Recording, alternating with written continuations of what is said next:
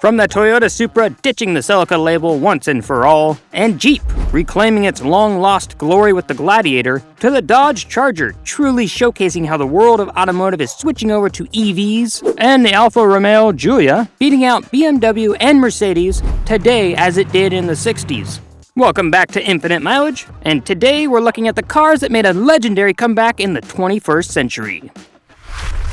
Toyota Supra. In 1978, Toyota introduced a 5.01-inch longer version of the classic Celica. At least, that's what we thought. The rear of the new design was more or less exactly the same as the Celica, but the front of it was elongated, and you could tell the difference if you looked close enough. But the cars were different, obviously. The Supra was longer and wider to accommodate the inline-six engine that replaced the four-cylinder engine in the Supra. The powerful engine provided more speed, horsepower, and torque.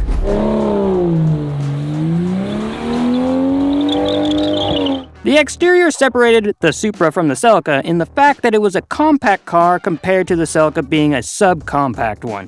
From 1986 onward, though, Toyota abandoned the Celica's blueprint when manufacturing the third and fourth generation of the Supra. While the car was pretty neat, it failed to attract as many customers as Toyota wanted, and they discontinued the model from 2000 onwards.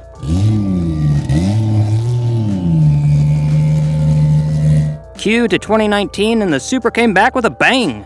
The fifth generation was developed in partnership with BMW, and the design is inspired by the BMW Z4 G29. The latest addition is a front engine, rear wheel, two-passenger drive with a 4- and 6-cylinder turbocharged engine, capable of producing a maximum torque of 368 pound-feet, with a maximum horsepower of 382 HP.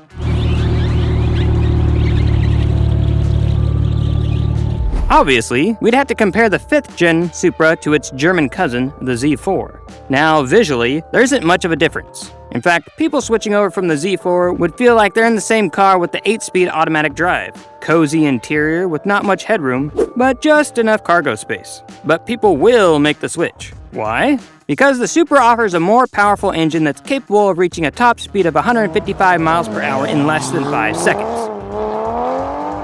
In 2023, Toyota released the 45th anniversary version of the Supra as a 6-manual drive. The anniversary model is a limited edition in the truest sense. Only 900 of them have been manufactured and ever will be. Jeep Gladiator. The year is 1985, and AMC is in a financial bind. They're looking to make money quickly to fund their newly launched line of mid-size sedans. They came up with the ingenious idea of designing the Jeep Comanche, a compact, 2-door pickup truck. Their plan worked, and for the next 10 years, the Comanche was one of their best-selling Jeeps. Eventually, Chrysler and AMC decided to phase out the Comanche to make way for some of its more modern vehicle designs, but no one really forgot about the Comanche. For a while, though, it looked like the only people who had forgotten about selling and manufacturing Jeeps were, well, Jeep. Fast forward to 2018, and Jeep's released its first pickup truck since the Comanche, the Gladiator. The original Gladiator was a part of Jeep's J Series that was sold from 1962 to 1988. So, in a way, the 2018 Gladiator didn't revive Jeep's pickup truck manufacturing unit, but also the original Gladiator. Visually, the Gladiator draws inspiration from the Wrangler JL. This 4-door, 5-passenger mid-size pickup does, however, feature enlarged front grille slots to increase airflow and heavy-duty engine cooling. The other main difference is the full-size spare tires mounted underneath the cargo bed of the Gladiator compared to the rear tailgate of the Wrangler. The Gladiator was originally launched with a 3.6L Pentastar gasoline V6 engine, capable of producing a maximum torque of 260 pound-feet, and had a maximum horsepower of 285 HP. Starting from 2021, though, the engine was replaced by a 3.0L eco-diesel turbocharged V6 engine. The new engine was capable of producing a maximum torque of 442 pound-feet, with a maximum horsepower of 260 HP.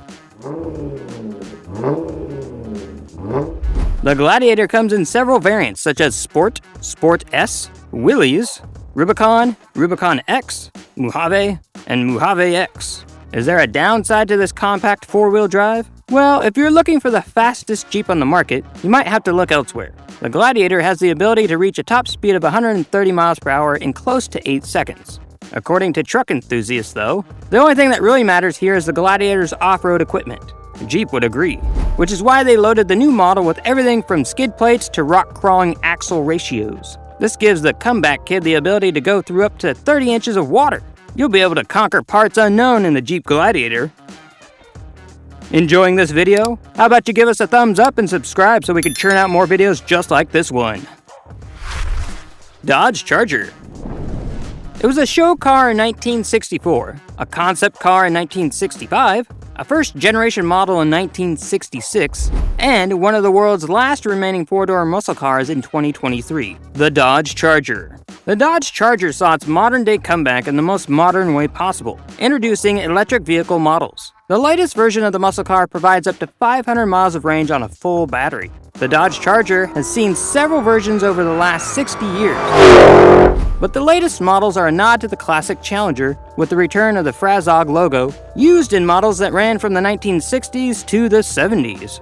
The latest generation features two models, the entry-level 340 and the 440. For now, Dodge has been pretty hush-hush when it comes to divulging any information on the latest generation, but we do know that the entry-level model will produce a maximum horsepower of 455 HP, and the mid-range 440 model will boast 590 HP. There are rumors going around about a third entry, a high-performance trim called the SRT Banshee, which is said to feature an 800-volt all-wheel drive, but the model's horsepower rating is yet to be revealed. In keeping with the true muscle car name Dodge has built for itself, the electric car version of the Charger will feature a multi-speed transmission. This concept allows drivers to feel the gear change under heavy acceleration. Is it a concept unique to the Charger, though? Nah, we've seen it before on the Porsche Taycan. All in all, the comeback Charger really is an ode to how electric vehicles are taking over the automotive industry. In many ways, the Charger has always been the perfect model to support the rise of EVs. The latest concept car will salute the 1968 model's retro interior, but feature modern infotainment devices. Truly the best of both worlds. Alfa Romeo Giulia. Besides being a real looker, the Alfa Romeo Giulia, better known as the 952, is one of the best compact luxury cars currently being driven. From 1962 until 1978, Alfa Romeo manufactured the first in a long line of sporty, compact four-door executive cars. Visually, the Romeo was a stunner, but it was a beast just the same. The Giulia was the first compact car that was equipped with a powerful engine. Back in the day, a four-cylinder light alloy twin overhead camshaft would be considered a beast. In all fairness, this was the first time a lightweight car was equipped with such a powerful engine, so Alfa Romeo was ahead of its time. Eventually, though, the Giulia was phased out to make room for the Spider, and that was the last we heard of the trailblazing compact car. Until 2016. In 2015, Alfa Romeo announced that a relic from the company's past was set to make a comeback, and the world immediately knew that the Giulia was about to come back with a bang. I'd say bigger and better, but the real charm of the Giulia, now the 952, was the fact that it was a compact car that could outrun just about any other vehicle. For sure though, it was better. Today, the Giulia is paired with a turbocharged 2.0-liter, four-cylinder engine with an 8-speed automatic transmission. Current models include the Sprint, TI, Veloce, and Competizione. The turbocharged engine allows a maximum horsepower of 280 HP and the ability to reach a maximum speed of 191 miles an hour in just a little over 5 seconds. An interesting feature of the 952 is the drive selector, which comes with 3 settings: dynamic, natural, and advanced efficiency. Did you see what they did there? That's the DNA of Giulia, a clever acronym since the modes alter the vehicle's transmission, engine management, and steering feel. From 2016 to 2020, the Giulia managed to beat the BMW M3 and the Mercedes C-Class as the world's top-rated saloon car. That's all for today's episode. Which one of these comeback cars got you the most excited? Let us know in the comments below, and if you enjoyed this video, give this video a big thumbs up. Don't forget to click the subscribe button and hit the notification bell. See you next time with a brand new video.